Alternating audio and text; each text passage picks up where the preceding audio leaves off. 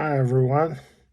Just wanted to come to you and share a brief devotional with you.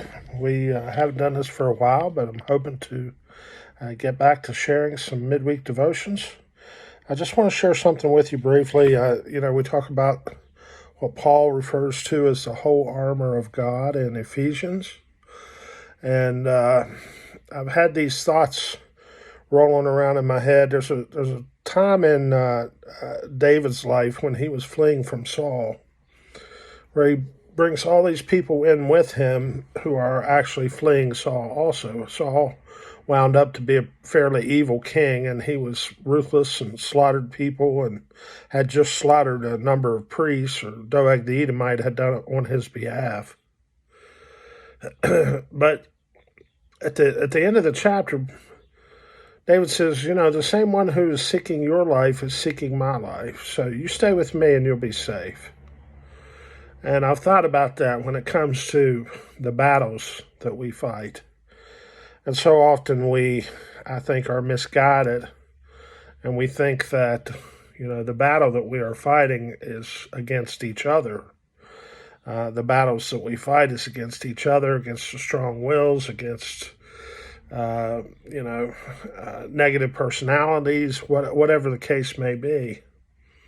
But Paul actually says in that scripture where he talks about the whole armor of God, I'm going to read it. He says, "For our struggle is not against enemies of flesh and blood, but against the rulers, against the authorities, against the cosmic powers of this present darkness, against the spiritual forces of evil in the heavenly places."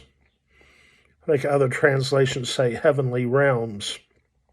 And what I find so interesting about this is so many times when I've heard this discussed in Bible study or in a Sunday school class, or many times even when preachers preach about it, they almost always wind up going to talk about the spiritual wickedness in high places as though we're talking about authorities in this world, which is not a bad point. That there is wickedness in powerful places in this world, but that is specifically what Paul is not saying in this text. He is not saying that we struggle against earthly powers. He's saying we struggle against the heavenly powers.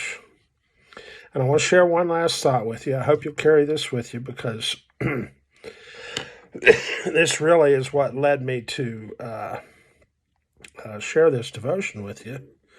I was having a conversation with my brother, and he said, in these big spiritual battles, we often think that we are battling, as Paul says, put on the whole armor of God, and I think we do battle.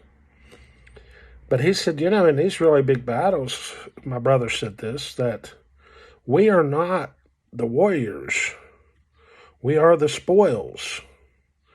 In other words, there is a spiritual battle going on that are trying to win us. And he said the best we can hope for, of course, he was a military man, he was a Marine, and he said the best we can hope for is to be a corpsman, or it's a medic who doesn't really carry a gun or anything, just runs around and tries to help people survive. And that really stuck with me. A lot of times we get so angry at other people or other groups of people or other beliefs or whatever, and we want to fight. But we have to realize that we're giving in. We're allowing ourselves to be won over by this spiritual battle, this real wickedness that is in the heavenly realms, that is the forces of evil. Let's not succumb to that. Let's continue to be who God would have us to be. Let's continue to be Christ-like. Christ, endured so much, not only for us, but also as an example, that we might be able to endure injustice or whatever the case may be, without always feeling like that we have to fight the battle.